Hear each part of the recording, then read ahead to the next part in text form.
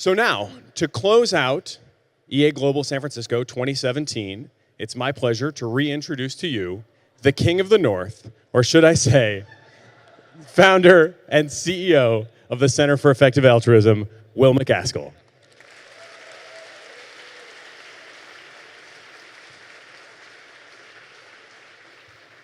Thanks for that. I mean, I think there is an important analogy here, because we don't want to all be squabbling amongst ourselves before the White Walkers come. But OK, thank you, Nathan. And just, I guess, also want to thank the whole team for putting this together. It's been like a real pleasure for me over the last couple of days as well. So one last round of applause for Amy and everyone else. So I'll just quickly round things off with thinking a little bit about the conference so far, and then the state of EA today, and what we might want to be thinking about over the next year. So in terms of the conference and the theme of community, togetherness, helping each other out, it's actually been really impressive to me how much people have kind of taken that and run with that. Where I've just seen so many instances of cooperation in a way that's just really exciting. So people getting together and thinking, OK, we're both in the world of policy or politics. What would an EA think tank actually look like? Who could potentially run that? What sort of policies would we be wanting to implement? I've seen someone who runs a pretty serious foundation just going around and saying, I will grant you a wish. What are you looking for? That's really pretty exciting. I've seen people talking about how they can incorporate chronic health conditions into their pursuit of doing as much good as possible, how that changes how they should think about things. And I've seen tons of introductions, whether that's to organizations and donors, to potential hires, to investors, or just to potential collaborators as well. So it seems really good to me and very impressive how much people have taken up this idea and then started to really think, how can we act as a community? And so that's been kind of really pleasing to see from my perspective. So in terms of, I'll give a little bit of an update of the EA community kind of over the past year, and then end with kind of one final thought on what we should be thinking about over the next year before the next EA Global. And so in terms of some organization updates, it's been a really strong year, I think, for effective altruism. All the kind of main organizations, I think, have been making some really good progress. So Charity Science Health, really exciting project, deliberately trying to create the most cost-effective global poverty charity.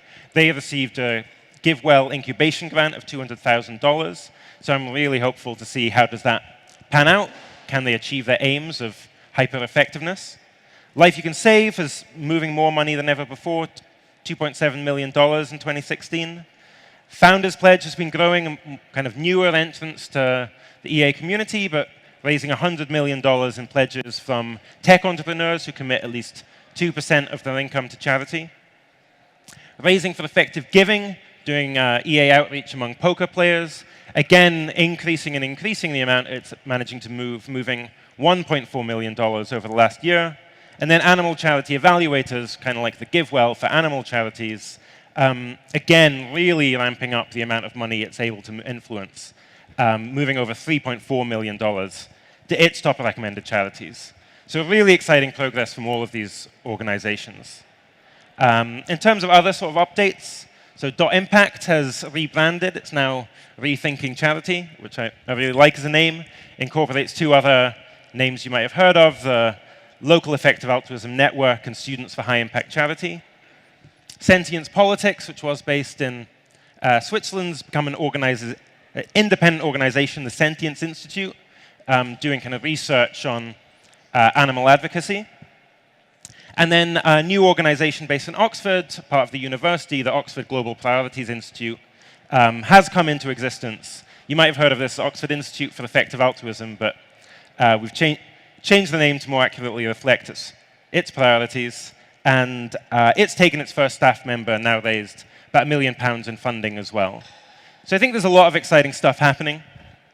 In terms of CEA, obviously, which I'm closest to at the moment, again, kind of, I think, really pretty solid growth in terms of giving what we can pledges.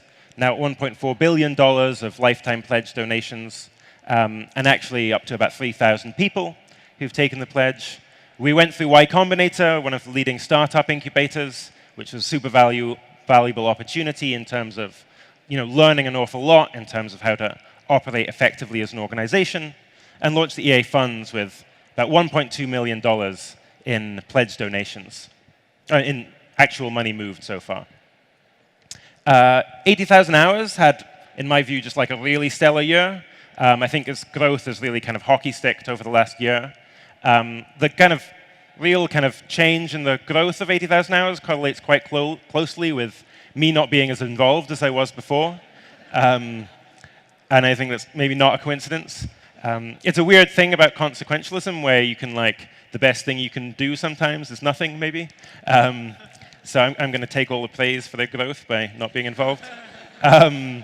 But in terms of their leading metric, how many career plans are they significantly changing? That was 10x growth compared to even just a couple of years ago.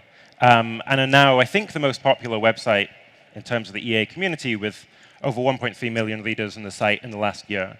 So they've really come into their stride, which has been really wonderful to see. GiveWell, again, extremely solid, moving, being able to add 3 more top charities, End Fund Malaria Consortium and Site Savers, to their top recommended base. And again, moving a really astonishing amount of money every year, $90 million to its top charities. And then incubation grants becoming a bigger and bigger part of what they do, where that's saying, OK, well, I feel like we have a pretty good understanding of the landscape of the top, potential top charities. What we actually need is just more potential contenders. And so they spent $10 million on incubation grants and things that maybe aren't quite there yet as GiveWell top charities, but could become top charities. And then I think the biggest story of all and kind of EA community over the last year was the Open Philanthropy Project, which again has moved from really figuring out what cause areas, what hires does it want to make, to scaling up, where $180 million is how much they made in grants over the last 12 months, almost double what they made the year before. And where that's across a real variety of cause areas. So again, a big thing is it's not just at the ideas stage, but also in terms of actual funding going to concrete organizations in these other cause areas. So as well as the familiar kind of global health charities from GiveWell, like Against Malaria Foundation, Schistosomiasis Control Initiative, also more speculative or kind of higher risk, higher upside donation opportunities like Target Malaria, and big donations within the field of global catastrophic risks as well, like the Johns Hopkins Center for Health Security on biosecurity, and OpenAI on risks from advanced artificial intelligence. And if you want to see that kind of visually in terms of how they're breaking down, it's still kind of a significant part in global health and development. It's like a third of their funding, but really significant funding outside of that in farm animal welfare and within global catastrophic risks. And so this is really exciting. It's we're actually coming to having some real wins. EA is still a pretty young movement, but they're just concrete things that we've, as a community, really managed to achieve. So just I talked about how much money we're raising and so on. Obviously, we don't really care about that. That's just a means to an end. What we care about is the impact that we're having.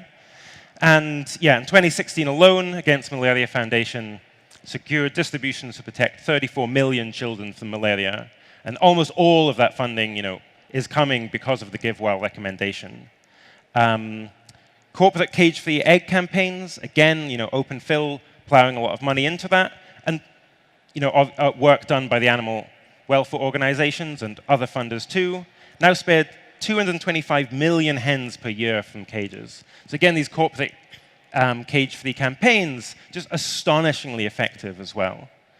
And then finally, concern for safe AI developments become really pretty mainstream and respectable within the field in a way that's really quite astonishing relative to how things were just a few years ago, where this was a really fringe idea, only kind of endorsed by kind of eccentrics,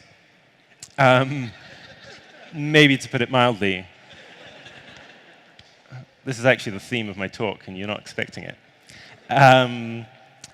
Well, the thing I want to say is like, okay, so there's really big achievements, and this is kind of great, and it means that, yeah, sure, we want to like double down on these achievements, but there's kind of also a risk there as well that at least we should be kind of cognizant of, which would be the risk of kind of like losing what the core of EA is. Because the idea is like, EA is, it's not a body of answers. Effective altruism is to the pursuit of good or is attempting to be to the pursuit of good what the scientific revolution is to the pursuit of truth. And that's a mindset and it's a methodology and it's a question of like, how can I do the most good? And obviously there's a risk if we're like, wow, we're making this huge like progress and some of our best guess answers at the moment, that we just kind of double down on that and like lose the core, which is this question of how can we each do the most good? And then, in thinking back, like, well, we have had these achievements, and what really was the kind of value add of EA in the course of this? What was the kind of core of the value? And I think at least a significant part of the answer is this. Weirdos saying two things. And this is my best illustration of that. Now, unfortunately, Eliezer isn't actually in the room because I'm going to linger on this slide for as long as I possibly can. And I would have enjoyed making him feel awkward if he's capable of such an emotion. But I think there's an important insight here, and it's obviously not just Eliezer, but if you think back to kind of Peter Singer, to Nick Bostrom, to Toby Ord, like, frequently what they're saying are things that just seem completely crazy at the time, but yet one thing I've just been absolutely amazed by, really contrary to my expectations, is actually just the power of good ideas.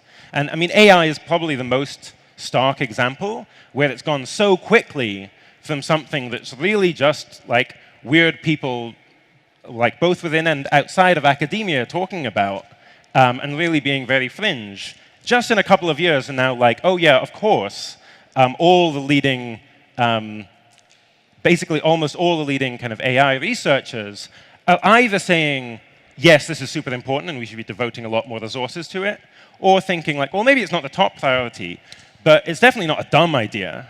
And that's just a radically different change and is a result of just good ideas spreading and like over the long run, good ideas and arguments winning. And this kind of ties back to the idea of the theme of the conference as well, which is the benefits of the community, and how we should be thinking about a kind of community portfolio.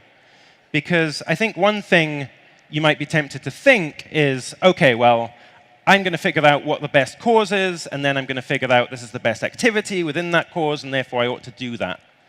But then there's a worry, again, that you get like too much optimization relative to kind of exploration of different ideas.